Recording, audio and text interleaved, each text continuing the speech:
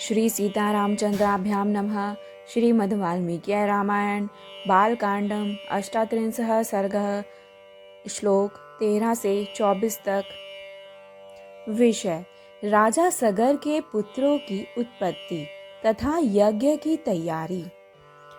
मुनेस्तु वचनं श्रुत्वा केशिनी रघुनंदन पुत्रं वंशकरं राम जग्राह नृपसन्निधौ। अर्थात रघुकुल नंदन श्री राम मुनि का यह वचन सुनकर केशिनी ने राजा सगर के समीप वंश चलाने वाले एक ही पुत्र का वर ग्रहण किया। षष्ठीं पुत्र सहस्राणि सुपर्ण भगिनी तदा महोत्साहान कीर्तिमतो जग्राह सुमति सुतान। अर्थात तब गरुड़ की बहन सुमति ने महान उत्साही और यशस्वी 60,000 पुत्रों को जन्म देने का वर प्राप्त किया। प्रदक्षिणं ऋषि कृत्वा शिरसाभि प्रणम्य तं जगाम स्वपुरं राजा सभार्यो रघुनंदन।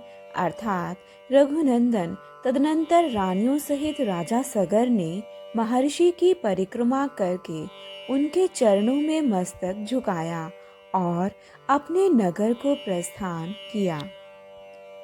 अथ काले गते तस्य ज्येष्ठा पुत्रं व्यजायत अस्मंज इति ख्यातं केशिनी सगरात्मजम्। अर्थात कुछ काल व्यतीत होने पर बड़ी रानी केशिनी ने सगर के औरस पुत्र अस्मंज को जन्म दिया।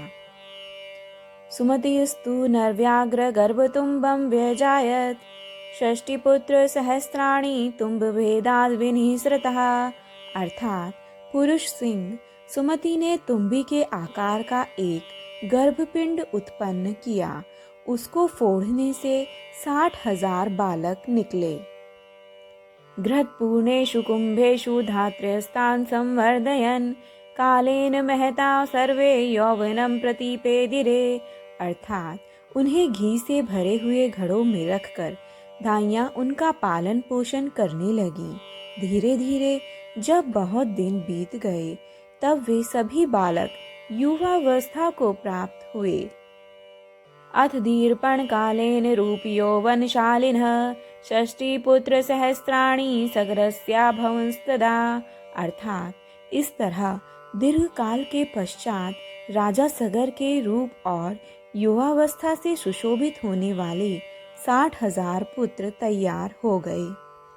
स च ज्येष्ठो नरश्रेष्ठ सगरस्यात्मसंभवः बालान् गृहीत्वा तु जले सर्यवा रघुनंदन प्रक्षिप्य प्राहस नित्यं मज्जतस्तान् निरीक्ष्य वै। अर्थात नरश्रेष्ठ रघुनंदन सगर का ज्येष्ठ पुत्र अस्मंज नगर के बालकों को पकड़कर सरयू के जल में फेंक देता और जब वे डूबने लगते तब उनकी ओर देखकर हंसा करता। एवं पाप समाचारः सज्जन प्रतिबाधक पौराणां हिते युक्तः पित्रा निर्वासितः पुरात्। अर्थात इस प्रकार पापाचार में प्रवृत्त होकर जब वह सत्पुरुषों को पीड़ा देने और नगर निवासियों का अहित करने लगा तब पिता ने उसे नगर से बाहर निकाल दिया। तस्य पुत्रो अंशुमान नामस्मंजस्य वीरवान सम्मतः सर्वलोकस्य सर्वस्यापि प्रियं वध। अर्थात अस्मंज के पुत्र का नाम था अंशुमान। वह बड़ा ही पराक्रमी, सबसे मधुर वचन बोलने वाला तथा सब लोगों को प्रिय था। तथा कालेन महता मतिः सम अभिजायत सागरस्य नरश्रेष्ठ यज्ञमिति निश्चिता। अर्थात नरश्रेष्ठ कुछ काल के अनंतर महाराज सगर के मन में यह निश्चित विचार हुआ कि मैं यज्ञ करूं। स कृत्वा निश्चयं राजा सोपाध्य गणास्तदा यज्ञ कर्मणि वेदज्ञो यष्टुं समुपचक्रमे। अर्थात यह दृढ़ निश्चय करके वे वेद वेदता नरेश अपने उपाध्यायों के साथ यज्ञ करने की तैयारी में लग गए।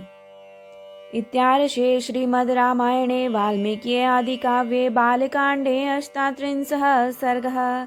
अर्थात इस प्रकार श्री वाल्मीकि निर्मित आर्ष रामायण आदि काव्य के बाल कांड में 38वां सर्ग पूरा हुआ। जय जय राम सीता राम, जय जय अवधपति